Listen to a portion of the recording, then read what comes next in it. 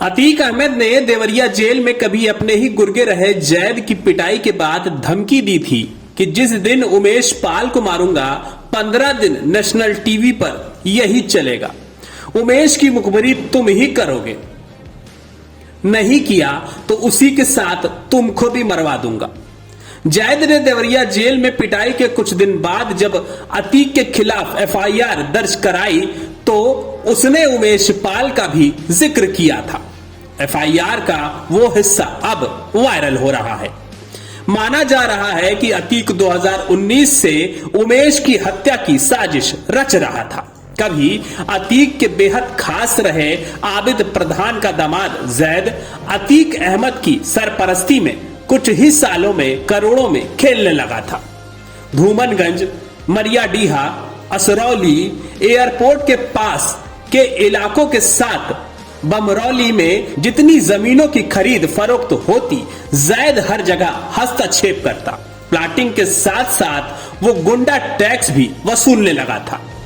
बमरौली में एक जमीन को लेकर जैद और अतीक के किसी करीबी के बीच ठन गई। अतीक ने अपने लोगों से जैद को कहलवाया कि वो विश्वपुरी वाली जमीन पर अपना दावा छोड़ दे, लेकिन जैद नहीं माना। 22 नवंबर 2018 को जैद अपने चचेरे भाई ओवैश अहमद और दोस्त अभिषेक पांडे के साथ कार से कहीं जा रहा था। धूमनगंज क्षेत्र से कार से तीनों को उतारकर दूसरी गाड़ी में बैठा दिया गया। तीनों का अपहरण कर देवरिया जेल ले जाया गया। वहां अतीक और उसके गुर्गों ने जैद को पीटकर अधमरा कर दिया। ओवैश और अभिषेक को भी जमकर पीटा गया था। यहीं पर अतीक ने जैद को धमकी दी थी कि जमीन छोड़ दो, जिसको मैं कहूं रजिस्ट्री कर देना। यह भी कहा कि उमेश पाल को जिस दिन मरवाऊंगा 15 दिन नेशनल टीवी पर चलेगा।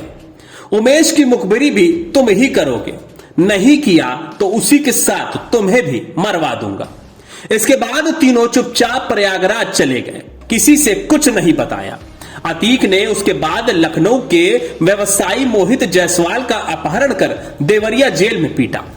मोहित ने रिपोर्ट लिखवाई तो पूरे प्रदेश में तहलका मच गया। इसके बाद हिम्मत कर जैद ने भी अतीक के खिलाफ मुकदमा लिखवाया। अतीक के साढ़ू इमरान, सद्दाम, अली अहमद, मोहम्मद अहमद, हमदान, फैसल, तालिब, उसैद, खालिद जफर, अरशद, राशिद उर्फ नीलू, विजय राय, साबिर, अतीक और फरहान के खिलाफ रिपोर्ट लिखी गई। प्रयागराज देवरिया जेल में पिटाई से जैद, उवैश और अभिषेक इतना डर गए थे कि उन्होंने किसी से चर्चा ही नहीं की। यहां पर एक अस्पताल में तीनों का ही काफी दिनों तक उपचार चला था। अस्पताल से जैद की फोटो भी लीक हुई थी, लेकिन उसकी अतीक के खिलाफ एफआईआर की हिम्मत नहीं हुई। जब मोहित जायसवाल को भी इस तरह अपहरण करके मारा गया और उसने एफआईआर करा दी, सरकार की सक्रियता बढ़ गई। तब जैद ने हिम्मत दिखाते हुए तहरीर दी।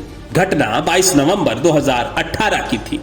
एफआईआर 8 जनवरी 2019 को लिखी गई थी। फिलहाल एफआईआर का अब यह हिस्सा लगातार वायरल हो रहा है।